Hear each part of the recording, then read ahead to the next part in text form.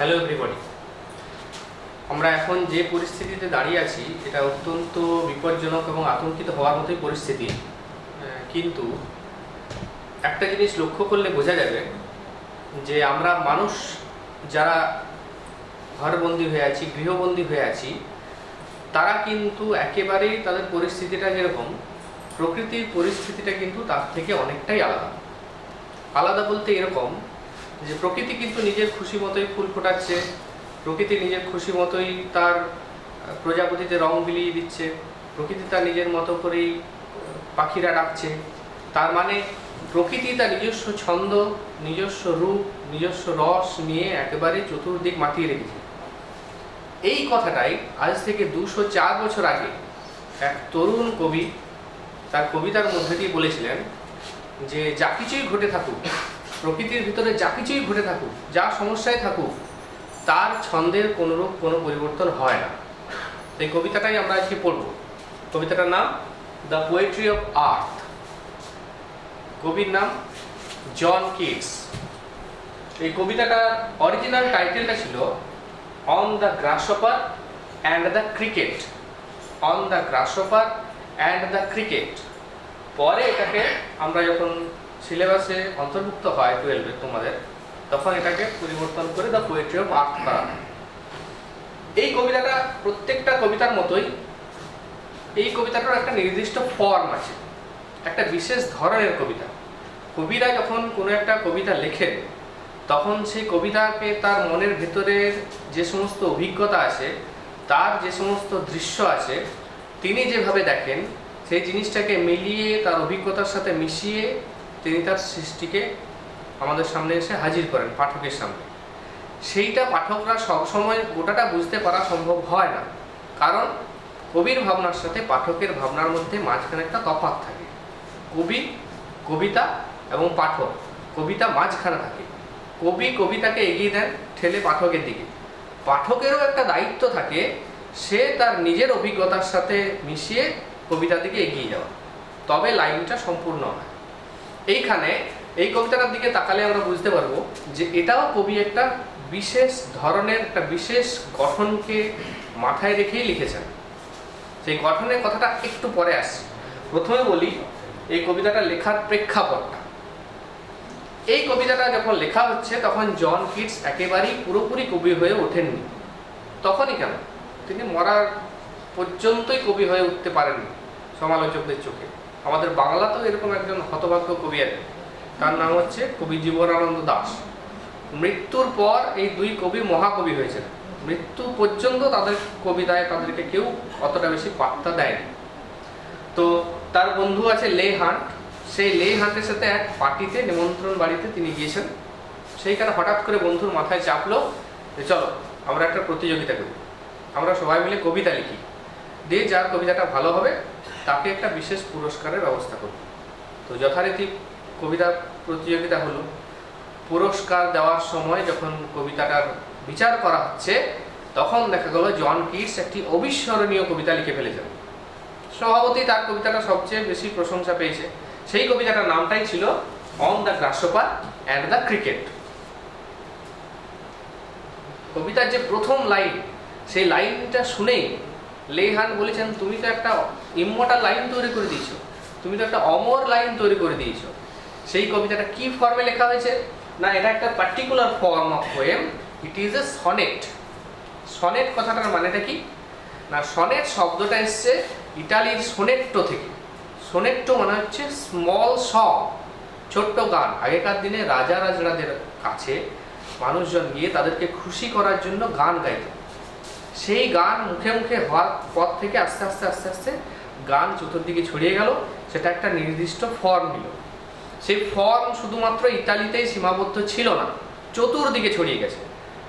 আমাদের মোটামুটিভাবে ধরতে গেলে 3 ধরনের সনেটের কথা আমরা পাই। কি? এক হচ্ছে স্পেন্সারিয়ান সনেট, এডমন্ড স্পেন্সার লিখেছেন। 2 হচ্ছে শেক্সপিয়ারিয়ান সনেট, যাকে আমরা ইংলিশ সনেট বলছি। আরেকটা হচ্ছে ইতালিয়ান সনেট বা পেত্রার্কান সনেট।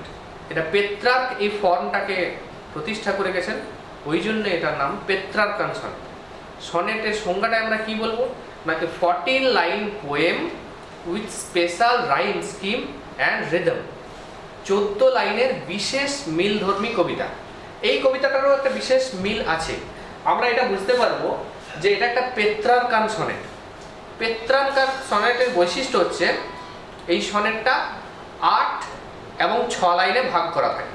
প্রথমে 8টা লাইনে 1 2 3 4 5 6 7 8, এই 8 লাইনটাকে বলা হয় অক্টেভ বা অষ্টক। পরবর্তী 6 লাইনটাকে বলা হয় সেস্টেট বা শতক, 1 2 3 4 5 6। এর বিশেষ একটা মিল থাকবে কিন্তু। রাইম স্কিম, এই যে আমি লিখেছি এখানে রাইম স্কিম মানে হচ্ছে অন্তমিল। যেমন কুমোর পাড়ার গরুর গাড়ি, বোঝাই করা কলসি হাড়ি, এই যে গাড়ির সাথে হাড়ি, এইটাকে বলা হয় রাইম মিল। সেরকম দেখো তোমরা এখানে প্রথম লাইনের শেষে আছে ডেড, উচ্চারণ। রাইম মানে উচ্চারণ ধরেই সাধারণত করা হয়, ডেড। পরের লাইনে আমরা পাচ্ছি সান, তারপর প্রথম লাইনের সাথে দ্বিতীয় লাইনের মিল নেই। আবার তৃতীয় লাইনে পাচ্ছি রান, মানে দ্বিতীয় লাইনের সাথে তৃতীয় লাইনে মিল আছে। আবার চতুর্থ লাইনে পাচ্ছি মিট, মানে প্রথম লাইনের সাথে চতুর্থ লাইনে মিল আছে। মানে এই উচ্চারণটাকে আমরা যদি ধরি এ, পরের উচ্চারণটা তাহলে অটোমেটিক্যালি হবে বি। আবার তারপরের উচ্চারণটা বি এর সাথে মিল আছে বি, তারপর উচ্চারণটা আবার এ এর সাথে মিল আছে এ। এইটাই হচ্ছে পেত্রার্কের সনেটের প্রথম 8 লাইনের বৈশিষ্ট্য। দেখুন এটাকে বলা হয় আব্বা আব্বা, মনে রাখার জন্য, মানে এ বি বি এ বি বি এ, আব্বা আব্বা। পেত্রার্কের সনেটে এটা থাকবেই। তারপরে যে 3 3 6টা লাইন আছে, এই 6টা লাইনে রাইমগুলো ভ্যারি করে। মানে কোনোটাতে কি হয় না সি ডি ই হয়, কোনোটায় C C D D E হয়, কোনোটায় C D C D C D হয়। এর ক্ষেত্রে কি হয়েছে না সি ডি ই আর সি ডি ই, মানে নেভারের সাথে ফার্স্টের মিল নেই, তাহলে আমি এটাকে ধরলাম উচ্চারণটাকে সি, ফার্স্ট উচ্চারণটাকে ডি, শ্রিলস উচ্চারণটাকে ই। একই রকম ভাবে এভার মানে নেভারের সাথে মিল আছে, ওই জন্য সি অটোমেটিক্যালি চলে এসেছে। ফার্স্টের সাথে লস্ট, শ্রিলসের সাথে হিলস। এইরকম ভাবে মিলটা হয়েছে A B B A C D E C D E. Keats এই কবিতাটাকে এই 8 আর 6 এই দুটোতেই কিন্তু ভাগ করেছে। এই জন্য এটাকে বলা হয় এটা পেত্রার্ক রীতির একটা সনেট। কোশ্চেন পড়ে তোমাদের যে what type of poem is the poetry of earth. আমরা উত্তর লিখব কি, the poetry of earth is a Petrarchan sonnet with 8 + 6 division. Rhyme স্কিমটা লেখার অতটা প্রয়োজন নেই আমাদের, কারণ ওগুলো পরীক্ষার সময় থাকে না। এগুলো তোমাদের বোঝানোর জন্য, ভালো লাগার জন্য বললাম। ওই যে কুমোর পাড়ার গরুর গাড়ি, বোঝাই করা কলসি হাড়ি, গাড়ির সাথে হাড়ির যেমন মিল, সেরকম। আগেকার দিনের কবিতা এখনকার কবিতা থেকে একটু আলাদা ছিল। এখনকার কবিতা তো অনেক সময়ই রাইমের ব্যাপারটা থাকে না। বলছি না সব কোনো কবিতাতেই থাকে না, অনেক কবিতাতেই থাকে, আবার অনেক কবিতাতেও থাকে না। কারণ এখনকার ভাবনা চিন্তাগুলো আমাদের হ্যাপাজার্টলি আছে। একটা কোনো পার্টিকুলার ভাবনাকে নিয়ে আমরা লিখতে বসে আমাদের ভাবনা আরও চতুর্দিকে ছড়িয়ে যায়। ওই জন্য জয় গোস্বামীর কবিতা একরকম হয়, শঙ্খ ঘোষের কবিতা একরকম হয়, আরও যারা আধুনিক লিখছেন তাদের কবিতা আরেক রকমের হয়। আচ্ছা, এরপরে যে কবিতাটা, এই কবিতাটা লেখা হয়েছে 1816 30 ডিসেম্বর এক পার্টিতে, নিমন্ত্রণ বাড়িতে, কবিতার প্রতিযোগিতায় কবিতাটা লেখা হয়েছে। কবিতাটার মেন টাইটেলটা কি না on the grasshopper and the cricket. এটা কিন্তু আমাদের মনে রাখতে হবে যে অরিজিনাল টাইটেলটা হচ্ছে on the grasshopper and the cricket. John কিটসের জীবনীটা একটু জানা দরকার, কারণ জন কিটস এমন এক ঘরানার কবি যেটাকে বলা হচ্ছে রোম্যান্টিক পোয়েট। এই রোম্যান্টিক শব্দটা অনেকে অনেক রকমভাবে ব্যাখ্যা করেন এবং সেটা আস্তে আস্তে একটা ভুল ব্যাখ্যায় পরিণত হয়েছে, যে একটা সিনেমাতে গাছের ডাল ধরে নাচানাচি করলেই সেটা রোম্যান্টিক। অ্যাকচুয়ালি ব্যাপারটা তা নয়। কিন্তু রোম্যান্টিক শব্দটা অনেক বেশি জড়িত আছে আবেগের সাথে। যেমন আবেগ কোন জায়গায় কাজ করে না, যেখানে মাথার থেকে আমাদের হৃদয় বেশি কাজ করে, সেটা হচ্ছে আবেগ। রবীন্দ্রনাথ এক জায়গায় বলেছেন যে আমাদের বাংলায় যে অনুভব শব্দ, তার থেকে ইংরেজি ফিলিংস শব্দটা অনেক বেশি আবেদনময়। সেই জন্য রোমান্টিক এজের কবিরা ফিলিংটাকে অনেক বেশি গুরুত্ব দিতেন, ফিল করতেন হৃদয় দিয়ে। এইখান থেকে এসছে রোম্যান্টিসিজম। আর কি না, যে সময় রোম্যান্টিসিজমের সূত্রপাতটা হয় তখন অলরেডি ফরাসি বিপ্লব ঘটে গেছে। তার ফলে কি হচ্ছে না, ফরাসি বিপ্লব হয়ে যাওয়ার ফলে চতুর্দিকে একটা ঢেউ এসছে, সমস্ত দিকে, ইন্ডাস্ট্রিয়াল দিকে, লিটারেচারের দিকে, পেইন্টিংয়ের দিকে, সব জায়গায় একটা ঢেউ, সব ধুয়ে মুছে নতুন করে গড়ে তোলার ঢেউ। রোমান্টিকরা ওই ঢেউয়ে ভাসতে ভাসতে এসেছেন। তাদের কাছে মূল বিষয়টাই ছিল প্রকৃতি, নেচার। প্রকৃতি একটা সত্তা, একটা জীবন্ত সত্তা, যেখানে সবাই তাকে ফিল করতে পারবে, সবাই তাকে নিয়ে আনন্দ করতে পারবে, আমি তার ভেতরে ঢুকে সেই আনন্দটা উপভোগ করতে পারবো। কবিরা কি করেছেন? রোমান্টিক এজের কবিরা কেন তারা আলাদা? না, রোমান্টিক এজের কবিরা করেছেন কি না, ওনারা যে রিয়েলিটির মধ্যে থাকছেন, যে বাস্তবের মধ্যে থাকছেন, সেই বাস্তবেও তো যন্ত্রণা আছে, জ্বালা আছে। সেই জ্বালা যন্ত্রণাটাকে ভুলে তাদের মনের কল্পনাকে মিশিয়ে, ইমাজিনেশনকে মিশিয়ে, তার সঙ্গে ফ্যান্টাসি যোগ করে তারা কি করছেন না, এমন একটা ওয়ার্ল্ড তৈরি করছেন যেটাকে বলা হচ্ছে ইউটোপিয়া। ইউটোপিয়া মানে, ইউটোপিয়া মানে হচ্ছে নিয়ারলি পারফেক্ট প্লেস, যে জায়গাটা একেবারে পারফেক্ট, যার মধ্যে কোনো রকম কোনো ফ্ল নেই, দোষ নেই, সেই পারফেক্ট জায়গাটাতে তারা চলে যেতে চাইছে। তার মানেটা কি? রোমান্টিকের একটা বৈশিষ্ট্য আমরা জানলাম যে পালিয়ে পালিয়ে বেড়ানো। আমাদের যে জীবন আছে, আমাদের যে যন্ত্রণাক্লিষ্ট সময় আছে, সেখান থেকে পালিয়ে পালিয়ে তারা এমন একটা জায়গায় যেতে চাইছেন যেখানে ইমাজিনেশন রাজত্ব করবে, যেখানে ভালোবাসা রাজত্ব করবে, যেখানে প্রেম রাজত্ব করবে, যেখানে প্রকৃতি রাজত্ব করবে। এটাই রোমান্টিক যুগের প্রথম বৈশিষ্ট্য। আর কি না, কিডস শো তার কিন্তু ব্যতিক্রম নয়। কিডস শো তার ব্যতিক্রম নয়। 1795 31 অক্টোবর জন্মগ্রহণ করেন কিডস। তাদের বাড়িতে পড়াশোনার রেওয়াজ ছিল। তার মা এবং তার বাবা দুজনেই পড়াশোনাতে উৎসাহ দিত কিডসকে। কিন্তু মুশকিলটা হলো কি, কিডসের জীবনটা ততটাই ট্র্যাজিক যতটা রোম্যান্টিক। কিডসের হলো কি না, 10 বছর যখন বয়স হয় তখন তার বাবা ঘোড়া থেকে পড়ে মারা যান। কিডস পড়লো অথই জল। কেন না, তার মা আবার দ্বিতীয়বার বিবাহ করলেন, এবং দ্বিতীয়বার বিবাহটা তার মায়ের পক্ষে কিন্তু সুখকর হয়নি, না কিডসের পক্ষেও সুখকর হয়েছে। তার মাকে নিয়ে তার সৎ বাবা চলে গেল। কিডস এবং তার সঙ্গে তার 2 ভাই এবং তার সঙ্গে তার বোন ফ্যানি, তাকে নিয়ে দিদা চলে এলো। দিদা মানুষ করছে কিডসকে। তার দাদু মারা গেছে, দিদার আন্ডারে মানুষ হচ্ছে। কিডস কি হচ্ছে, আস্তে আস্তে ওষুধের দোকানে কাজ করছে। তিনি আস্তে আস্তে এক সার্জেনের আন্ডারে কাজ করছেন, অ্যাপ্রেন্টিসশিপ শিখছেন, কি দিয়ে আস্তে আস্তে কি করছেন, তিনি ডিগ্রি পাচ্ছেন ডাক্তারি করা। তার মাঝখানে তার মা ফিরে আসছে। তার মা টিবি রোগে মারা যাচ্ছে, এবং টিবি রোগে তার মাকে হেল্প করতে গিয়ে তার ভাই টিবি রোগে অ্যাটাক হচ্ছে। এই অবস্থার মধ্যে পড়ে কিডসের জীবনটা কখনোই সুস্থির ছিল না। তার মা মারা যাওয়ার পর কিডসের লাইফটা অনেক বেশি ইনসিকিওর ফিল করছিল কিডস, যে আমি এরপর যাবোটা কোথায়, পরিস্থিতিটা কি। ও চাকরি ছেড়ে দিচ্ছে, কিডস আর অ্যাপ্রেন্টিসশিপ করতে পারছে না। তার ইচ্ছে, তাকে টানছে প্রকৃতি, তাকে টানছে কবিতা, যার নিজেরই কোনো মিনিং নেই, সেই টানছে কিডস। তার ফল কি হলো? তার ফল হলো কিডস পুরোপুরিভাবে নিজেকে সাহিত্য সাধনায় নিয়োজিত করবে বলে ঠিক করলো। ধীরে ধীরে ধীরে ধীরে কিডস লেখা শুরু করলো। কিডসের তার পরিধি, বন্ধুর পরিধি বাড়তে শুরু করলো। কিন্তু তার লেখা সহজে কেউ ছাপে না, কারণ তখন অলরেডি মধ্য গগনে আছে ওয়ার্ডসওয়ার্থ, শেলি। শেলি তখন তরুণ কবিদের মধ্যে জনপ্রিয়তম, কিন্তু কিডসের লেখা কেউ ছাপছে না।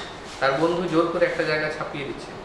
তখন তাকে চরম সমালোচনা তার দিকে ধেয়ে আসছে। এটা আবার কবি হলো, সব সময় শুধু নকল করে বেড়ায়, এ আবার কি শিখলো, এ পড়াশোনা জানে না, এর ব্যাকগ্রাউন্ড কি, এরকম নির্মম সমালোচনায় তাকে বিদ্ধ হতে হচ্ছে।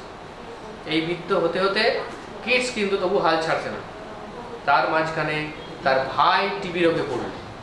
দেখুন ফ্যামিলিটা কীরকমভাবে আস্তে আস্তে টিবি রোগ আক্রান্ত হয়ে যাচ্ছে। ভাইকে সেবা করতে করতে কিডস তার সাহিত্য সাধনার যেটুকু সময় পেত তাতেই সে লেখার চেষ্টা করত। কখনো কবিতা, কখনো বা লিখছে নাটক, ট্র্যাজিক নয়, ট্র্যাজেডি লিখে। এই পরিস্থিতিতে আস্তে আস্তে কিডসের একটি মেয়ের সাথে ভালোবাসা হচ্ছে, তার নাম ফ্যানি ব্রড। ইংলিশ লিটারেচারে 2টো আশ্চর্য ঘটনা আছে, এক এডমন্ড স্পেন্সারের, এক হচ্ছে জন কিটসের। জন কিটসের মায়ের নাম ফ্যানি, জন কিটসের বোনের নাম ফ্যানি, জন কিটস যাকে ভালোবাসতো সেই মেয়েটার নামও ফ্যানি। এটা একটা আশ্চর্য ঘটনা। আর এইরকম করতে করতে ভাইকে সেবা করতে করতে একদিন লিখতে লিখতে হঠাৎ করে কিডস কাশলো। কাশার সময় দেখা গেলো একটা drop of blood.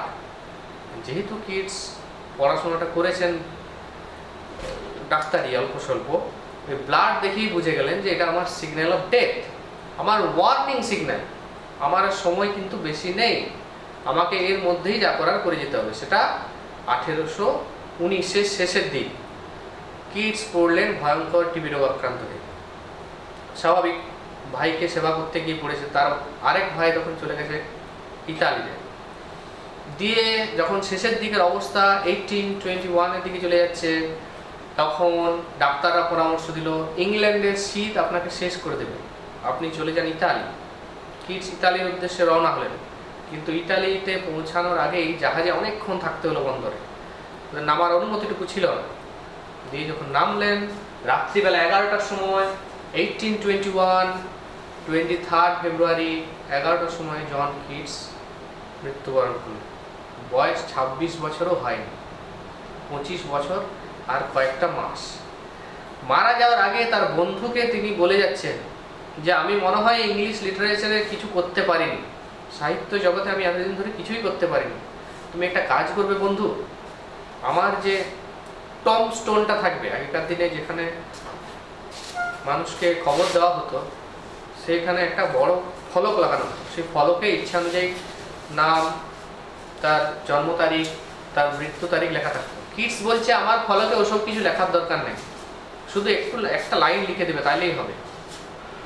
Here lies one whose name was writ in water, WRIT। এখানে একজন শুয়ে আছে যার নাম জলের অক্ষরে লেখা, মানে সে স্থায়ী ছাপ ফেলতে পারেনি।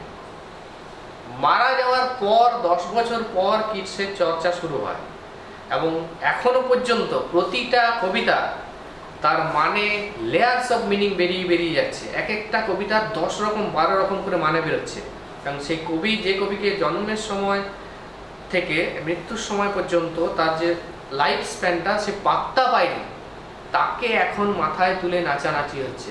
একেবারেই অবস্থাটা আমাদের জীবনানন্দ দাশের মতো। অনেকেই কিডসের সাথে সুকান্ত ভট্টাচার্যের তুলনা করেন, দুজনেই কম বয়সে মারা গেছেন বলে। সুকান্ত ভট্টাচার্য কিন্তু জীবদ্দশাতেই কিন্তু তিনি খ্যাতির তকমাটা পেয়েছিলেন, কিন্তু কিডসের ভাগ্যে সেটা জোটেনি, কিডস মারা যাওয়ার পর পেয়েছেন।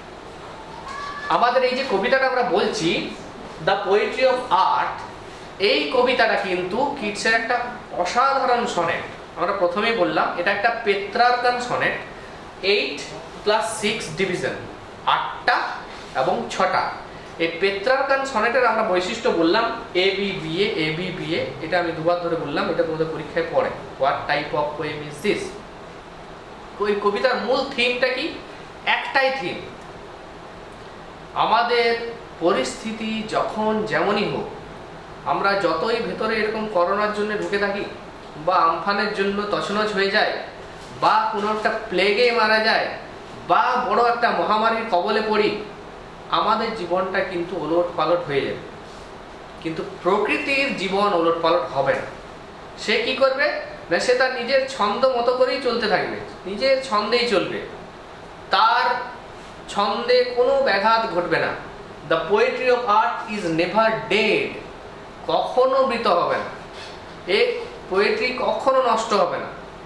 এই কবিতাটা সেই ডিক্লারেশনকে, সেই ঘোষণাকে যেন সদম্ভে বলছে যে হ্যাঁ তোমরা যা খুশি করছো করো, তাতে কিছু যায় আসে না, কিন্তু আমাদের এই প্রকৃতির কবিতা, প্রকৃতির কথা কখনোই তোমার নষ্ট হবে না। এইটা আমাদের কবিতার প্রেক্ষাপটটা ছিল। এখন কিডসের কবিতার একটু কিন্তু বিষয়বস্তু আলাদা আছে, আমরা এটা একটু জানি। তোমাদের পরীক্ষায় কোশ্চেন এবং উত্তর যেগুলো তোমরা লিখবে সেগুলো একেবারেই সোজা, ওগুলো লেখার জন্য তোমাদেরকে সারা রাত ধরে জেগে জেগে লাইন বাই লাইন মুখস্থ করে পড়তে হবে না। কবিতাটা 2বার কি 3বার রিডিং করবে ভালো করে মন দিয়ে, তারপরে যে উত্তরগুলো কোশ্চেনগুলো এদিক সেদিকে পাবে, কোশ্চেন ব্যাংক থেকে হোক বা অন্য কোনো বই থেকে হোক, দেখবে তোমরা নিজেরাই MCQ তো একেবারেই সোজা, SAQটাও উত্তর লিখতে পারছো, সব লাইন থেকেই হয়ে যাবে। আর বড় কোশ্চেনের ক্ষেত্রে কিছু কিছু একটু নিজেকে ভাবনা চিন্তা করে লিখতে হয়।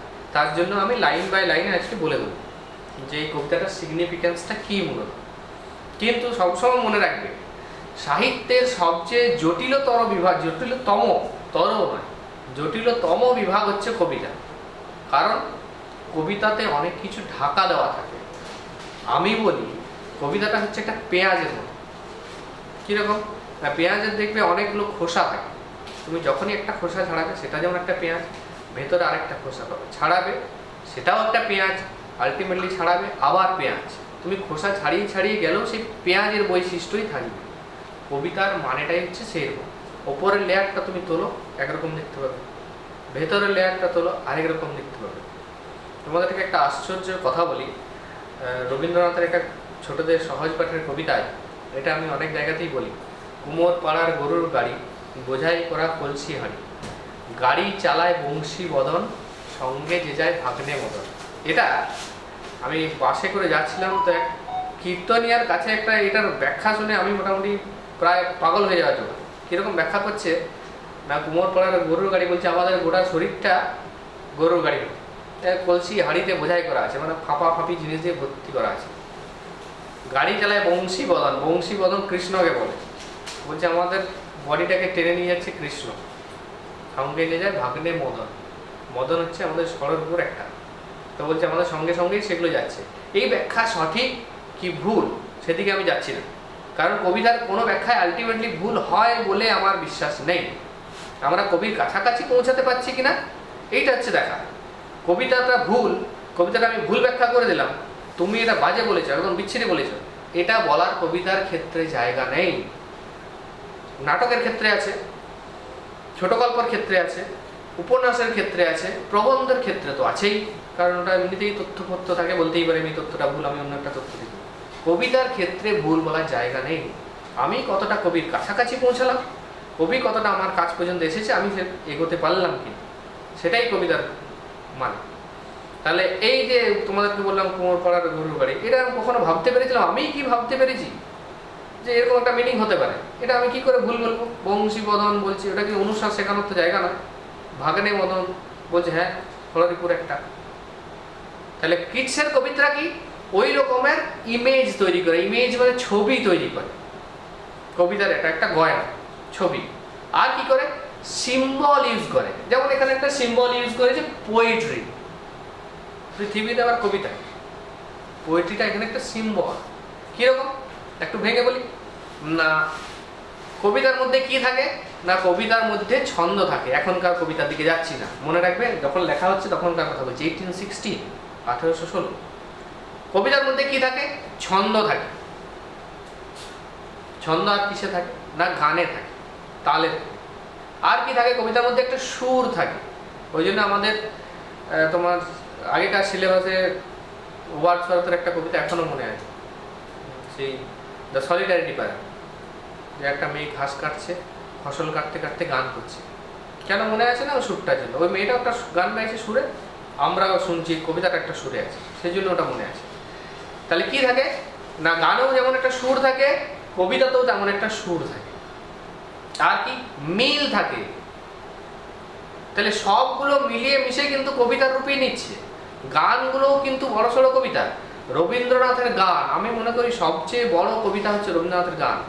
অত ছোট মাপের ভাবের ওই অপূর্ব সংযম আর কোনো কবিতাতে রবীন্দ্রনাথে পাওয়া যায়। দেবতার গ্রাস বিরাট বড় কবিতা। আফ্রিকা যে কবিতাটা বারবার আবৃত্তি হয়, বিরাট বড় কবিতা। এমনকি নির্ঝরের স্বপ্নভঙ্গও 1.5 পাতা, প্রায় 2 পাতার মতো।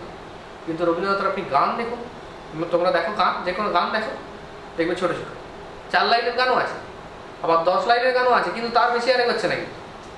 আর গানের কথাগুলো সেরকম, কোনোটায় যুক্তাক্ষর আছে, কোনোটায় যুক্তাক্ষর নেই, কোনোটায় যুক্তাক্ষর কম কম আছে, কোনোটাই নেই।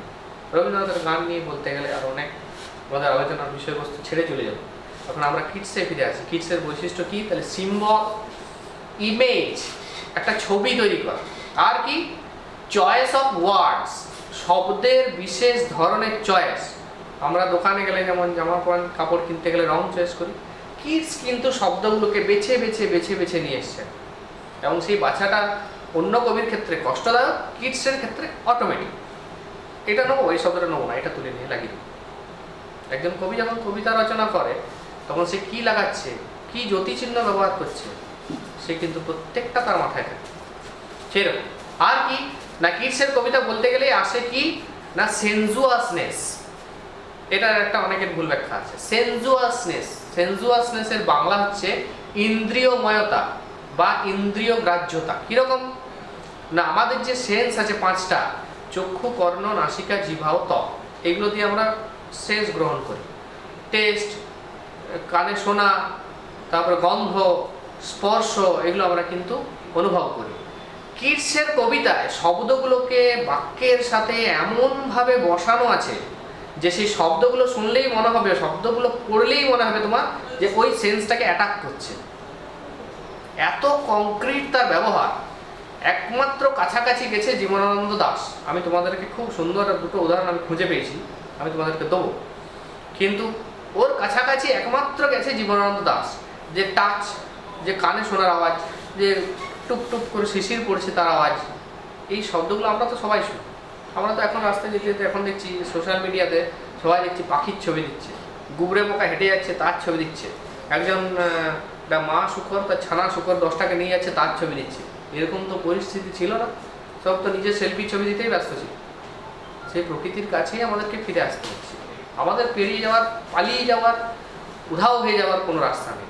আমাদের কোলেই, সেই প্রকৃতির কোলেই আমাদেরকে ফিরে আসতে হবে। প্রকৃতি নিজেকে হিল করতে জানে, প্রকৃতি নিজেকে সব রকম অবস্থার সাথে মানিয়ে নিতে জানে। আমরা জানি না বলে আজকে আমরা ভুগছি। এই কবিতাটাও সেরকম। কিরকম না এই কবিতাটা লাইন বাই লাইন ব্যাখ্যা করলে আমরা কিডসের বৈশিষ্ট্যটা খুঁজে খুঁজে পেয়ে যাব, যে কবিতাটা কিরকম ছন্দে ছন্দে বলতে বলতে যাচ্ছে। গোটা কবিতাটা কিন্তু কন্ট্রাস্ট আছে, যেটা কিডসের কবিতায় খুব কম পায়। এই জন্য কবিতাটা একটু অন্যরকম। কন্ট্রাস্ট মানে বৈপরীত্য, বৈপরীত্য মানে একটু আলাদা, দুটো অপোজিট। বৈপরীত্য রাখার কারণই হচ্ছে ব্যালেন্স করা। ভালো থাকলে মন্দটা থাকে, কালো থাকলে সাদাও থাকবে। যেমন আমি আজকে পরে আসছি, এই সাদা জামা, তার সঙ্গে একটা ডিপ কালারের প্যান্ট। এখানে সাদা বোর্ড, আমাকে লিখতে গেলে কালো ইউজ করতে হবে। আমরা গ্রীষ্মকালে ঠান্ডা জায়গায় যাওয়ার কথা ভাবি। দেখুন আমরা দেখো আমরা নিজেরাই কিন্তু এদিক ওদিক করি, নিজেরাই কন্ট্রাস্টটা করি। কিডস সেই কন্ট্রাস্টটা কিন্তু করেছে। কি করার জন্য এত মাইনুটলি করেছেন, এত সুন্দরভাবে করেছেন যে এই কন্ট্রাস্টটা পুরো মিশে গেছে, মার্জ হয়ে গেছে, পুরো মার্জ হয়ে গেছে। তোমরা যদি একটু, এখন তো নেটেই সবাই পড়াশোনা করছো, তোমরা যদি সার্চ করো, একটা অ্যানিমেটেড ফিল্ম আছে মোয়ান্না বলে নাম, প্রকৃতিকে নিয়ে। কি সুন্দর একটা বাচ্চা মেয়ে, জন্মের থেকে সে যেতে চাইছে সমুদ্রে, সমুদ্র তাকে টানছে, তাকে গাছ টানছে, তাকে পাহাড় টানছে। অথচ তার বাবা মা চাইছে সে একজন গ্রামের মুখ্য হোক, গ্রামের হেড হোক। আলটিমেটলি একটা ভালো বার্তা দিয়ে সিনেমাটা শেষ হচ্ছে। যেহেতু এটা যারা দেখছো তারা নিশ্চয়ই নেট ইউজ করেই দেখবে, তোমরা একটু খুঁজে পেতে দেখে নেবে মোয়ান্না সিনেমাটা, ওটা খুব ইজিলি পেয়ে যাবে, খুব সুন্দর সিনেমা। এই কবিতাটা দেখো, সেই প্রকৃতির কথাই বারবার ফিরে ফিরে আসছে। আমি প্রথমে লাইন বাই লাইন এটা ব্যাখ্যা করে দিচ্ছি। প্রথম লাইনটা দেখো, the poetry of earth is never dead. এই কবিতাটা লিখছে কিডস, তিনি এখন রাজা। রাজা কি করে না, রাজা ঘোষণা করে। রাজা বলে না রিকোয়েস্ট করছি, পোয়েট্রি অফ আর্থ ডেড হয়ে গেছে, ডেড হয়নি, এরকম করে না। রাজা কি করে ঘোষণা করে, সদম্ভে ঘোষণা করে। কনফিডেন্সিয়াল অথরিটেটিভ টোন, মানে পুরো আত্মবিশ্বাসের সাথে একদম অথরিটির সাথে ঘোষণা করছে কি, the poetry of art is never dead. ওই জন্য নেভার বলেছে, কখনোই হবে না। পৃথিবীর গান, পৃথিবীর সুর, পৃথিবীর ছন্দ, এই পোয়েট্রিটাকে তুমি সবগুলো দিয়ে রিপ্লেস করো, দেখো সবগুলো মিলে যায়। পোয়েট্রি মানে সব কিছুর অ্যাসিমিলেশন, গান, ছন্দ, সুরের অ্যাসিমিলেশন হয়ে পোয়েট্রি। আমাদের সত্যেন্দ্রনাথ দত্তের পালকি চলে, কি সুন্দর একটা সুর আছে। সহজ পাঠ আমি বলি, সহজ পাঠটা বোঝাচ্ছিল, দেখবে সেই একটা খুব দুটো দুটো করে শব্দ শব্দ আছে। বাঁশ গাছ করে না, ঝাউ ডাল, দেয় তাল, ছন্দে ছন্দে আছে। এটাও দেখো সেরকম ছন্দে ঘোষণা করছে, the poetry of art is never dead.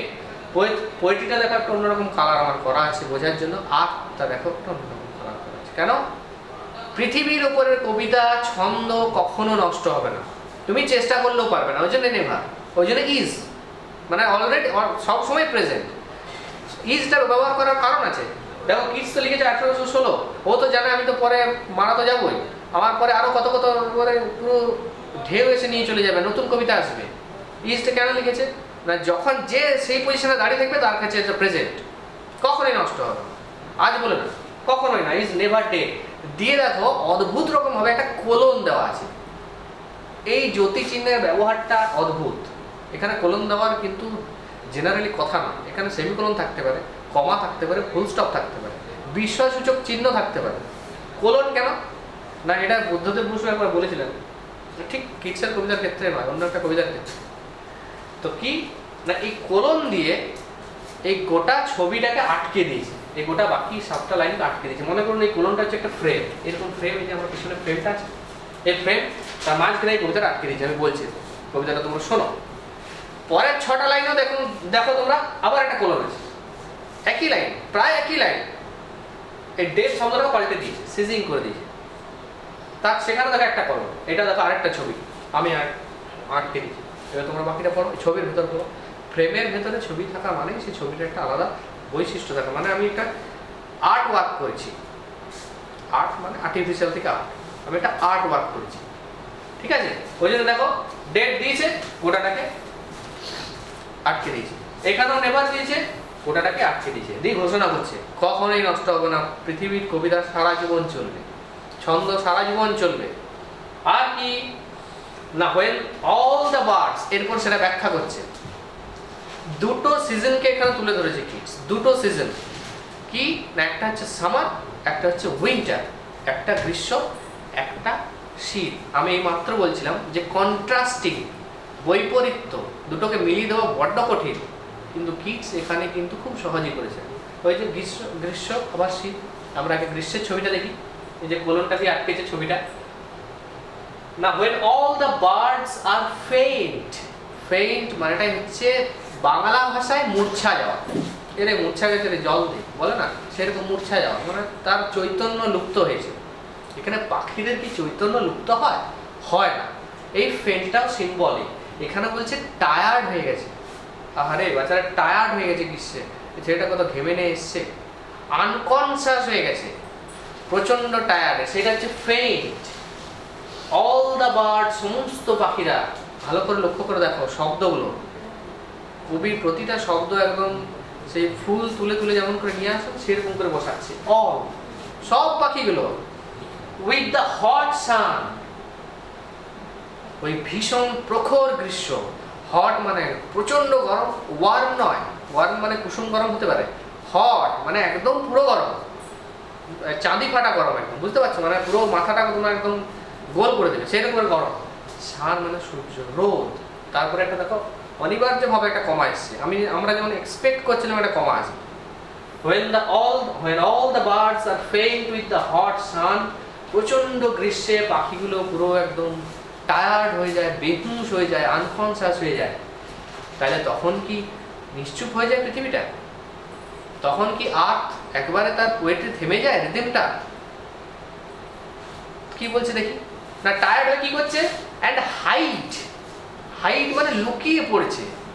লুকিয়ে দুটো কারণে পড়ে, এক কারো কাছ থেকে বাঁচার জন্য, দুই হচ্ছে একটু নিজের রেস্ট পাওয়ার জন্য।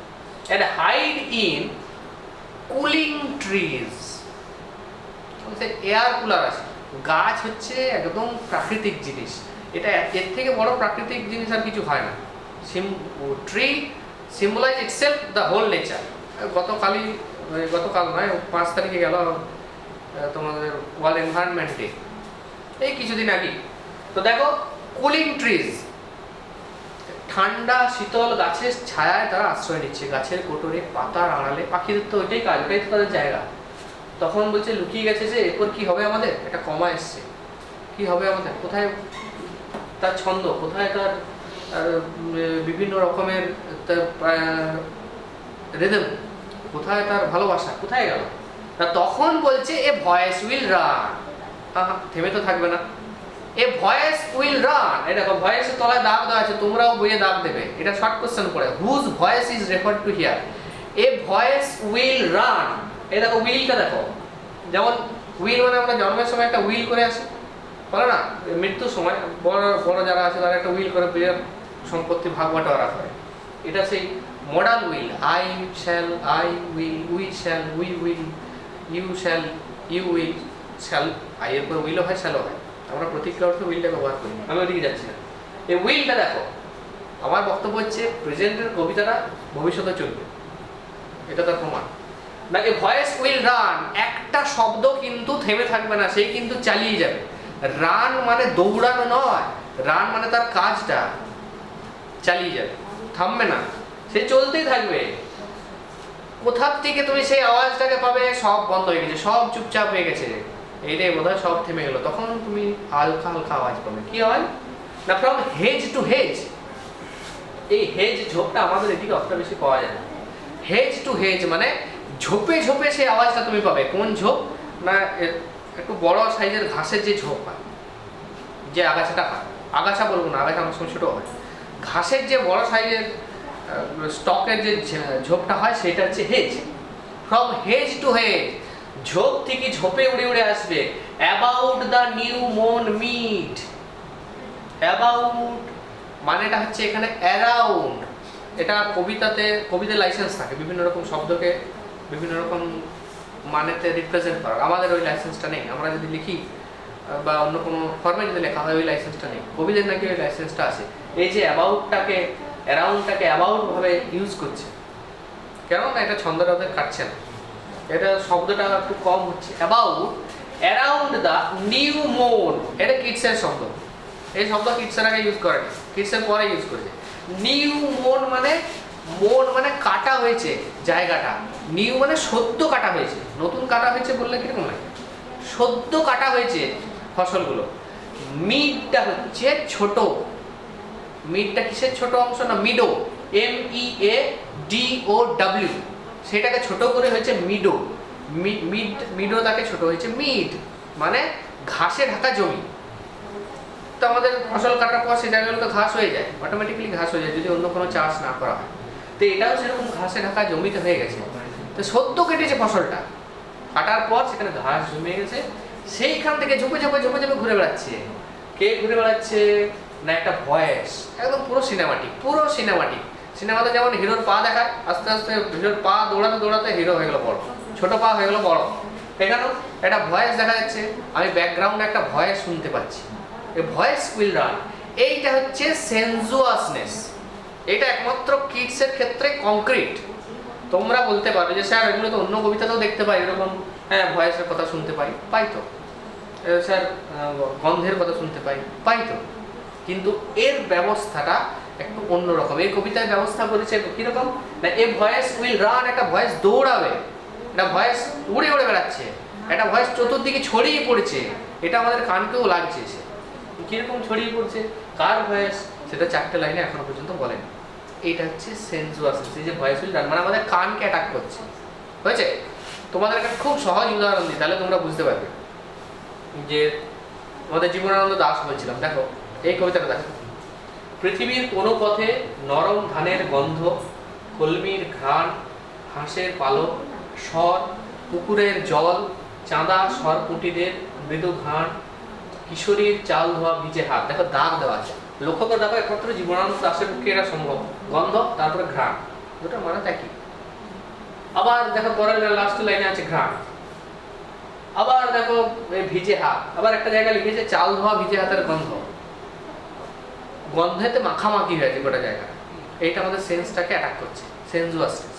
এটা রূপসী বাংলার একটা বিখ্যাত কাব্যগ্রন্থ, সেটা সবগুলোই কিন্তু তোমরা পেত্রার্কান শোনে। রূপসী বাংলার যে 61টা কবিতা আছে, আমি তোমাদেরকে এটা বলে রাখছি, তোমরা সময় পেলে একটু উল্টে দেখো। জীবনানন্দ দাশের রূপসী বাংলা 61টা কবিতা আছে, তার 57টাই সনেট আর 57টাই পেত্রার্কান শোনেট। এই 57টাই পেত্রার্কান শোনেট, ওই ABB আব্বা আব্বা খুব ইজিলি পেয়ে যাবে। এই 3টে ভ্যারি করে, এই 6টা একটু ভ্যারি করে, মানে কখনো সিটি পাল্টে যায়। যাই হোক আমি এটা যাচ্ছি না, আমি এটা গন্ধে আসছি। পরেরটা দেখো আরো মজা, এটা 12 নম্বর কবিতা। কদমের ডালে আমি শুনেছি, কান, সেন্স কোনটা, অডিটরি। যে লক্ষ্মী পেঁচা গেয়ে গেছে গান, কান, গান কান। নিশুতি জ্যোৎস্নার রাতে টুপ টুপ টুপ টুপ, কান, সারা রাত ঝরে শুনেছি শিশির গুলি, আবার শোনা। এগুলো কেউ আমরা কবিতা এত ভালো করে দেখি পড়ার সময়? দেখি না। যদি আরো কবিতাকে ভেতরে ঢুকি, লেয়ার্স মিনিংগুলোকে খোঁজার চেষ্টা করি, তখন আচমকা পেয়ে যায়। এটাই কবিতার মজা, যে একটা কিছু পেয়ে গেলাম, রহস্য ব্যাস আমার খুব ভালো লাগে। দেখো তাহলে এটা হচ্ছে, এটা ঘ্রাণ, নাক মানে অলফ্যাক্টরি, নাকেরটাকে বলা হয় অলফ্যাক্টরি সেন্সেশন। এটা কি কান, অডিটরি। আর এই যে টুক টুক টুক টুক এইগুলোকে বলা হয় যে সাউন্ড ইকোজ দ্য সেন্স, যেখানে শব্দ সেন্সটাকে জাগ্রত করে। হয়েছে? কিডসের ক্ষেত্রে দেখো voice will run from hedge to hedge. এরপর আমাদের হিরো বড় হয়ে যাচ্ছে, সামনে আসছে পর্দার আড়ালে কে না, এই যে ভয়েসটা এইখানের সাথে এখানে মিলটা আছে, এই মাঝে লাইনটা যদি তুমি বাদ দাও, দেখো এই ভয়েস কার, এই voice will run, that is the grasshopper's. ভয়েসটা কার না, গ্রাসহপারের ভয়েস, ঘাস ফড়িং এর ভয়েস। গ্রাসহপারটা খুব ইজিলি সবাই দেখতে পায়, আমরাও দেখতে পাই ঘাস ফড়িং একদম খুব ইজিলি। সেই গ্রাসহপারের ভয়েস, ও কিন্তু গ্রীষ্মকালে কিন্তু একেবারেই টায়ার্ড হয় না। দেখো জিটাকে ক্যাপিটাল করা হয়েছে, ইচ্ছে করে ক্যাপিটাল করা হয়েছে। আমরা তো আমাদের নামের ক্ষেত্রগুলো ক্যাপিটাল করি, প্রপার নাউন ক্যাপিটাল করি, এখানে দেখো জি ক্যাপিটাল করেছে, মানে গ্রাসহপার বলছে এখানে একটা মেন রোল প্লে করছে, সে এখানে লিডিং রোল প্লে করছে। দেখো পরের লাইনটাতেই আসছে, হি টেকস দ্য লিড। মানুষের ক্ষেত্রে হি ব্যবহার করা হয়, মানুষ যারা নয় তাদের ক্ষেত্রে হি ব্যবহার করা হয় না। অ্যানিমেট অবজেক্ট মানুষের ক্ষেত্রে হি ব্যবহার করে, বুঝতে পেরেছো? এখানে হি করছে কেন, কারণ সেই এখানে মূল কর্তা, সেই এখানে মূল নাটকের খুশিরাও, মূল ভূমিকায় অভিনয় করছে গ্রাসহপার। সে কি করছে, সেই লিডিং রোলটা নিচ্ছে, হি টেকস দ্য লিড। লিড মানে লিডিং রোল, মুখ্য ভূমিকা পালন করছে। কিসের ভূমিকা না, পৃথিবীর মিউজিকটাকে থামতে দেবো না। ওরা ক্লান্ত হয়ে গেছে তো কি হলো, আমি আছি তো, আমি তো চালাবো। ইন সামার লাক্সারি, শব্দ দেখো, সামার লাক্সারি, লাক্সারি শব্দটা, লাক্সুরিয়াস শব্দটা এনজয়মেন্টের ক্ষেত্রে ইউজ করা হয়। ফুললি এনজয় করলে তখন সেটা লাক্সারি বলা হয়, বুঝতে পারো? Spontaneous fully enjoyment. কিডস যেভাবে প্রকৃতিকে দেখেছে, বাকি কবিরা প্রকৃতিকে সেভাবে দেখেন। বাকিদের কাছে কি না, বাকি কবিরা অনেকে দেখেছে, বর্ণনা করেছে প্রকৃতিকে, কেউ প্রকৃতিকে পুজো করেছে, কেউ প্রকৃতিকে বিপ্লবী হিসেবে দেখেছে। কিডস প্রকৃতিকে এরকম গলা জড়িয়ে ধরেছে, সমস্ত ইন্দ্রিয় দিয়ে এনজয় করেছে, উপভোগ করেছে, রন্ধ্রে রন্ধ্রে তার প্রকৃতি মিশে আছে। এই জন্য তাকে সেনজুয়াস পোয়েট বলা হয়। যেমন গ্লাসে পুরো জল ভর্তি করে দেওয়ার পর জল যেমন ছলকে যায়, ছলকে যাওয়াটা হচ্ছে কিডস। এতটাই এনজয় করেছে যে পুরোপুরি সে প্রকৃতির মধ্যে একাত্ম হয়ে গেছে। রবীন্দ্রনাথের একটা বিখ্যাত গান, আমি মাঝখানটা বলছি, ফুলেরও গন্ধ বন্ধুরও মতো জড়ায় ধরেছে গলে। এই লাইনটা ভাবলেই বোঝা যায়, গন্ধ গলা জড়িয়ে ধরছে, সেটাই তো সেনজুয়াসনেস, সেটাই তো রোমান্টিসিজম। আর রোমান্টিসিজম কি, চরম বিপদের সময়েও যদি আমি সেই জায়গা থেকে পালিয়ে যাওয়ার ব্যবস্থা করতে পারি, মানসিকভাবে অন্তত। তোমরা একটা ছোট্ট অ্যানেকডট জেনে রাখো, ইংলিশে উইলফ্রেড আওয়েন বলে একজন ওয়ার পোয়েট ছিল, মানে যুদ্ধের কবি বলা হতো, যুদ্ধের কবিতা লিখতেন। তো তিনি রাইফেল কাঁধে নিয়ে যাচ্ছেন যুদ্ধক্ষেত্রে, তার ব্যাগের ভিতরে আছে গীতাঞ্জলি। আশ্চর্যের বিষয়, এইটা রোমান্টিসিজম। যুদ্ধক্ষেত্রে দাঁড়িয়ে তিনি গীতাঞ্জলি বই নিয়ে যাচ্ছেন, এইটা রোমান্টিসিজম। এই যে কিছুদিন আগে একজন আমাদের বিখ্যাত মিউজিক ডিরেক্টর মারা গেল, ওয়াজিদ বলে, হাসপাতালে বেডে বসে বসে তিনি একটা ভিডিও করেছেন গান। তাকে করোনা অ্যাটাক করেছে, তার কিডনি ফেল করে গেছে, আর ঘন্টা 3-4 পরেই তিনি মারা যাবেন, তিনি গান করছেন। এইটাই তো রোমান্টিসিজম। লাইফ তো আসবে, লাইফ তোমাকে থর্ন দেবে, তোমাকে কাঁটা দেবে, তোমাকে কষ্ট দেবে, কিন্তু তোমাকে পালিয়ে যাওয়ার উপায়টাও তোমাকে করবে যদি তুমি সেটাকে গ্রহণ করো। ইটসও তাই। তাহলে এই সামার লাক্সারি, সামারেরও একটা নিজস্ব লাক্সারি আছে। সামার প্রত্যেকটা যে সিজন তার একটা বৈশিষ্ট্য আছে। গ্রীষ্মকালে অনেকের ক্ষেত্রে গ্রীষ্মকালটা অনেক কষ্টদায়ক, অনেকের ক্ষেত্রে বর্ষাকালটা কষ্টদায়ক, অনেকের ক্ষেত্রে শীতকালটা কষ্টদায়ক। আমরা যেটাই দেখবো তারই তো কষ্ট আছে, কিন্তু তার ভেতরেও তাদের একটা নিজস্ব বৈশিষ্ট্যে তারা উজ্জ্বল। গ্রীষ্মকালেরও একটা লাক্সারি আছে, সে সেই লাক্সারিটাকে গ্রহণ করে। দিয়ে কি করে না, হি হ্যাজ নেভার, সে কখনোই ডান ফুরোয় না, উইথ হিজ ডিলাইটস, তার আনন্দ কখনো ফুরোয় না। ডিলাইট মানে হচ্ছে আনন্দ, আনন্দটাকে বলা হচ্ছে ডিলাইট। সে কখনোই তার আনন্দ ফুরিয়ে যাচ্ছে না। কিডসের মজাটা দেখো, অনেকে ভাবে কি এই ডানটা শুধুমাত্র রানের সাথে মিল দেওয়ার জন্য হয়েছে, অবশ্যই রানের সাথে মিল দেওয়ার জন্য হয়েছে, কিন্তু শব্দটা শুধু ডানে শেষ হচ্ছে না, শব্দটা হচ্ছে ডান উইথ, ওই জন্য আমি দুটোতে দাগ দিয়েছি, ডান উইথ শেষ হয়ে গেছে। এখানে কি বলছে, তার আগে শব্দটা কখনোই না, ডান শেষ হয়ে গেছে। কখনোই না, কখনোই শেষ হয়ে যাচ্ছে না, কারণ সে কখনো টায়ার্ডই হয় না এরকম করতে করতে। যদি বা টায়ার্ড হয়, never done with his delights. এই দেখো, এটা যদি তোমরা উচ্চারণ করো দেখো কত সুন্দর ডয়ের একটা আওয়াজ আসছে। হি has never done with his delights, done with his delights. এই যে repetition of sounds, repetition of words, এগুলোকে বলা হয় ইংরেজিতে অ্যালিটারেশন। এগুলো একটা গয়না, কবিতার তো গয়না করানো থাকে। অ্যালিটারেশন মানে হচ্ছে অনুপ্রাস। বাংলায় একটা সহজ অনুপ্রাস আমি সবসময় উদাহরণটা দিই, চলচকলার চকিত চমকে করেছে চরণ বিচরণ, এই চয়ের অনুপ্রাস। এরকম প্রচুর পাবে। এখানে ইন্টেনশনালি করেছে, দুটি শব্দ দিয়ে করেছে, অথচ মনে হচ্ছে গোটা লাইনটাতেই ড আছে। He has never done with his delights. সে কখনোই ক্লান্ত হয়ে যায় না, তার ক্লান্তি আনন্দে সে কখনোই ক্লান্ত ফুরিয়ে যায় না। ফর হোয়েন, যখন সে ক্লান্ত হয়েও বা যায়, টায়ার্ড আউট উইথ ফান, আনন্দ করতে করতে যদি সে টায়ার্ড হয়েও যায়, তাহলে কি করে না, হি রেস্টস, সে তখন বিশ্রাম নিয়ে নেয়। কোথায় নিয়ে নেয়? At is.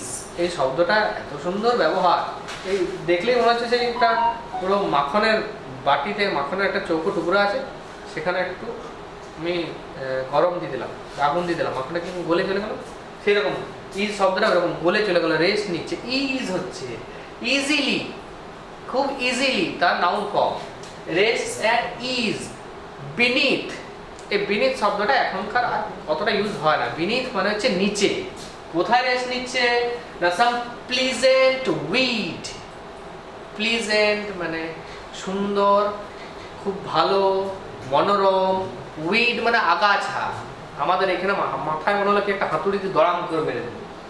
আগাছা আবার সুন্দর হবে, আগাছা আবার সুন্দর কোথা থেকে হয়? আগাছা সুন্দর হয়। আবার বলছে টায়ার্ড আউট উইথ ফান, আনন্দ করতে করতে ক্লান্ত হয়ে যায়।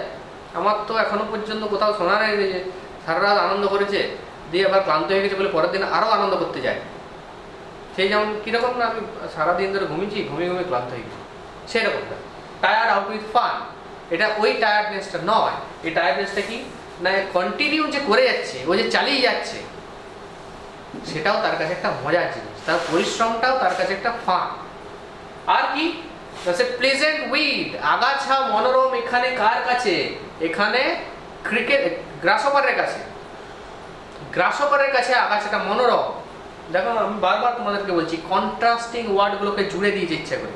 আমরা যদি ভালো করে না দেখি এরকম কিছু মনেই হবে না যে এটা আবার কি কন্ট্রাস্ট আছে, এত সুন্দর জোড়াটা মনেই হবে না। যেমন এটা মনেই হচ্ছে না হট সান, তার সঙ্গে উল্টে দিয়েছে কুলিং ট্রিজ, মনেই হবে না যদি না ভালো করে আমরা দেখি। এত সুন্দর জুড়েছে, সিমলেস ব্লেন্ডিং, মানে সেলাই করেছে, সেলাইটা এত সুন্দর করেছে, মিলিয়ে গেছে। এই যে ভয়েস উইল রান, দৌড়ে দৌড়ে বেড়াবে, এই যে রানের সাথে আবার রেস্ট করে দিয়েছে, রেস্ট নিয়ে। আবার কি প্লেজেন্ট উইল, এই আগাছাটা এত সুন্দর, তার কাছে সুন্দর, আগাছাটাও সুন্দর, প্রকৃতির যা কিছু আছে তার সুন্দর, কারণ সে ওখানে তো রেস্ট নিচ্ছে, তার নিচে শুয়ে চুপচাপ রেস্ট নিচ্ছে। পাখিরা নিচ্ছে গাছের উপরে, ও নিচ্ছে নিচে আগাছার নিচে। আমাদের অক্টেভটা এখানেই শেষ হচ্ছে, এখানে ফুল স্টপ দিয়ে দিচ্ছে। ওই জন্য অক্টেভটা এখানে শেষ হচ্ছে। অক্টেভের বক্তব্য হচ্ছে একটা সামার, পিকচার অফ সামার, যেখানে সমস্ত কিছু টায়ার্ড হয়ে যাচ্ছে। একটা গ্লুকন্ডির অ্যাডভার্টাইজে মাথার থেকে শুষে শুষে নিচ্ছিল, পাইপ দিয়েছিল, সেরকম সব ফেস করে দিচ্ছে, আনকনসিয়াস করে দিচ্ছে। তা সত্ত্বেও পৃথিবী থেমে থাকছে না, কারণ তখন সামনে এগিয়ে আসছে কি না গ্রাসহপার, ওই জন্য জিটা বড় করে দিচ্ছে। এটাকে বলা হয় পার্সনিফিকেশন, একে পার্সনিফাই করা হয়েছে, তাকে ব্যক্তিত্ব আরোপ করা হয়েছে। যেমন এই একটা মেন লোক লিড রোল করছে, আমরা এখানে একবারও ভাবছি না এটা কীট পতঙ্গ, আমরা ভাবছি একটা লোক লাঠি নিয়ে ঘুরে ঘুরে বেড়াচ্ছে, আমি আছি, তো চিন্তা কি, তোরা রেস্ট নেই, আমি আছি, দিয়ে ও টায়ার্ড হচ্ছে, ও রেস্ট নিচ্ছে, আবার উঠে যাচ্ছে।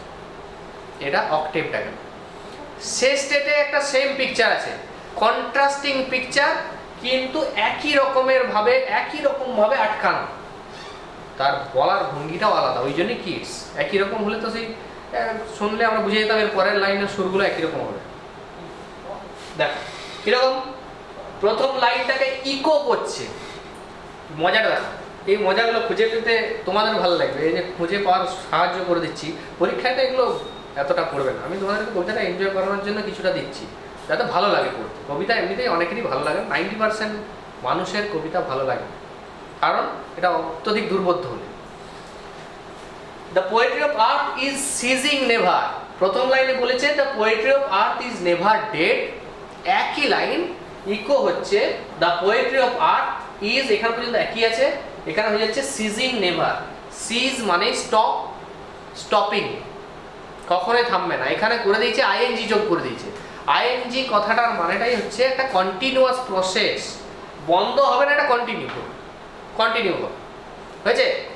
আমরা যদি কোনো একটা পাহাড়ি এলাকায় গিয়ে দাঁড়াই বা যদি যেখানে ইকো হয়, প্রতিধ্বনি হয়, সেখানে যদি আমরা ইকো করি, নাম ধরে ধরে ডাকি হ্যালো হ্যালো হ্যালো করে, ইকোটা কি হুবহু এরকম ফিরে আসে?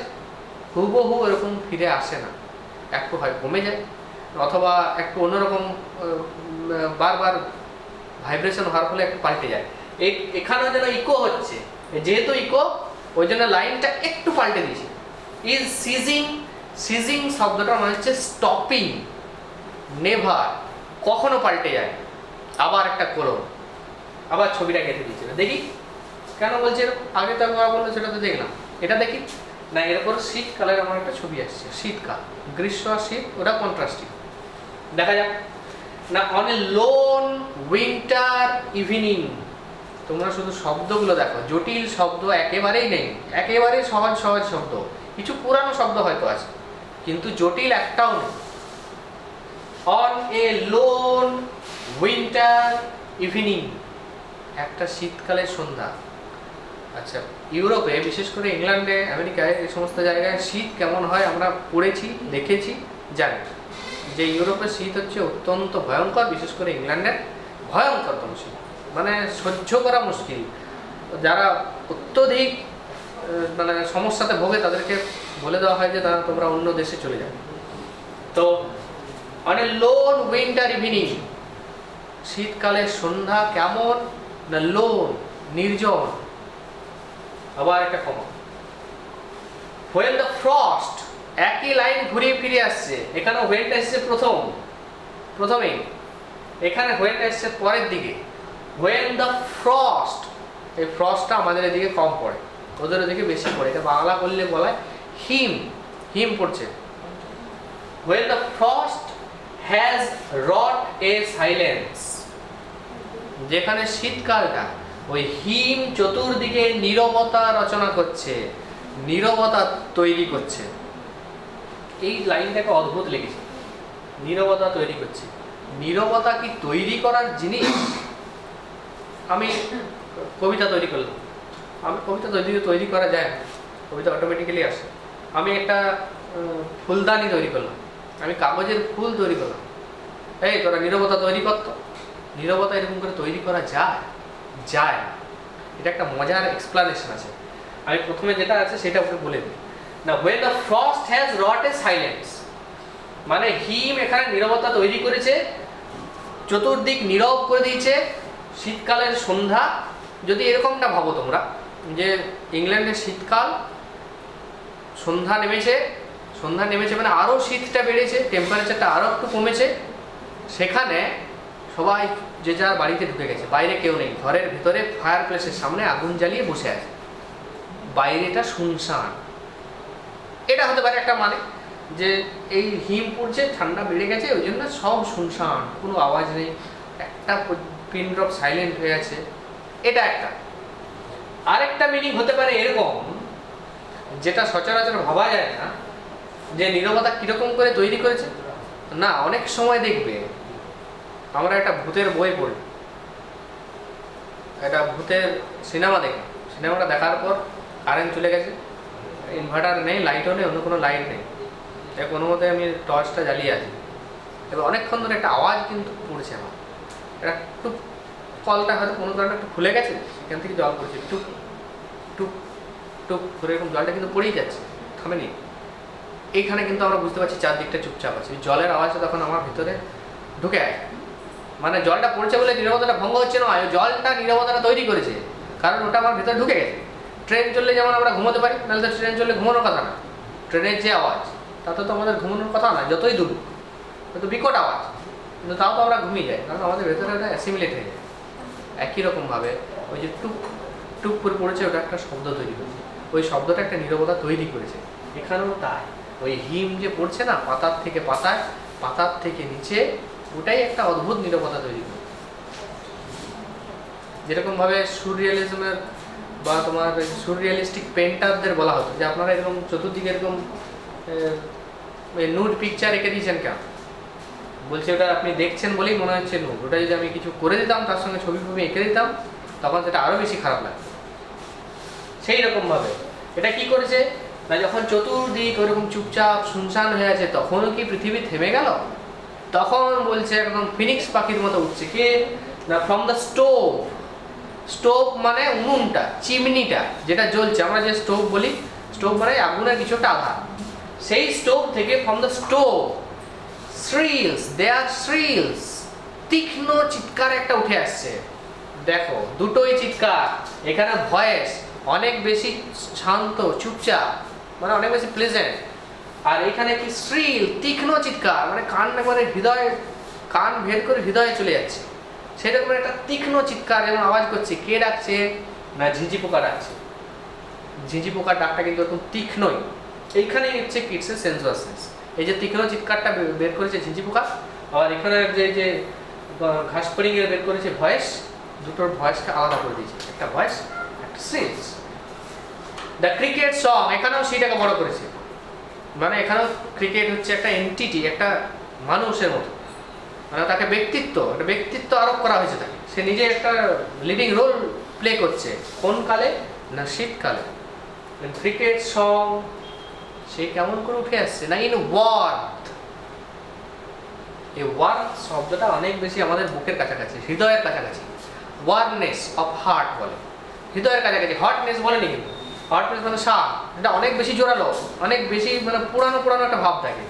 ওয়ার্মথ মানেটা হচ্ছে আমাদেরকে আরাম দেওয়ার মতো, যেরকমভাবে আমরা আগুন পোহাই, আগুনে যেরকমভাবে হাত পা সেঁকি শীতকালে, এই ওয়ার্মটা ওই ক্রিকেটের সংটা নিয়ে আসছে। যা কেউ একটা আছে, কেউ একটা আছে, যে আমরা একা নই, পৃথিবীটা একা হয়ে যায়নি, পৃথিবীটা মরে যায়নি। ইনক্রিজিং এভার, আইএনজি কবিতায় ব্যবহার করার মানেই হচ্ছে কোনো পার্টিকুলার টেন্সকে ইউজ করছে তা নয়। আইএনজি মানে কোনো একটা ঘটনাকে কন্টিনিউ করছে। ইনক্রিজিং কথাটার মানে হচ্ছে বাড়ছে, বাড়ছে, এই যে ছেটা মানে বেড়ে বেড়ে যাচ্ছে। এই আমার ভেতরে যাক, আমি একটা নিশ্চিন্ত হলাম, এই নিশ্চিন্ত ভাবটা আমার মধ্যে বাড়ছে।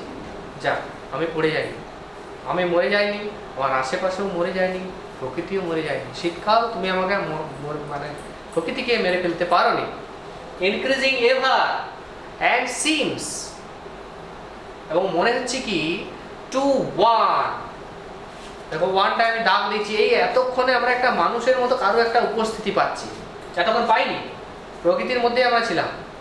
এ ওয়ান ইন ড্রাউজিনেস, ড্রাউজিনেস মানে অর্ধ ঘুম অর্ধ অচেতন, মানে পুরোপুরি ঘুম হলে স্লিপ, অ্যাসলিপ।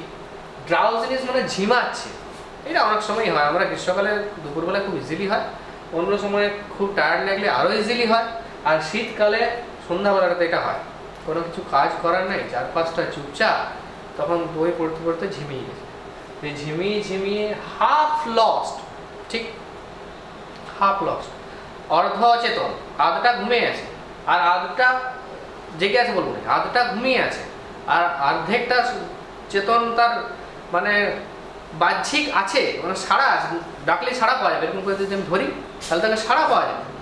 তাহলে কি না, হাফ লস্ট অ্যান্ড সিমস, এই ক্রিকেটের ডাকটা, এই ঝিঁঝি পোকার ডাকটা তার কাছে ঝিমানোর অবস্থাতে কি মনে হচ্ছে না, হাফ লস্ট, অর্ধেকটা যে হয়ে আছে, তার কি মনে হচ্ছে, ঝিঁঝি পোকার ডাক তার কাছে তখন শুনতে শুনতে মনে হচ্ছে গ্রাসহপারে চলে গেছে, দ্য গ্রাসহপার্স, তো গ্রাসহপারের ডাকে চলে গেছে।